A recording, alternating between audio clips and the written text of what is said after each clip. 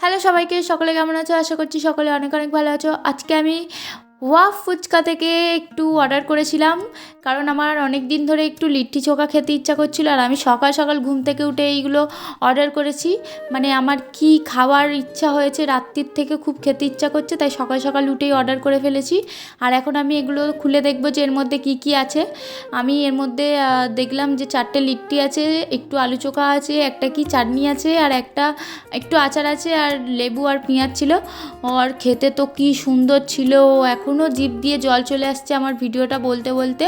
তো তোমরাও চাইলে ট্রাই করতে পারো, এটা সত্যিই খুব সুন্দর খেতে ছিল। এখন আমার মা ট্রাই করবে, আর আমার মা এখন ফুড ব্লগার হয়ে গেছে। আমার মা এখন বলছে আমাকে যে এখানে যা যা দেয়া আছে সব কিছু দিয়ে খেতে হয়।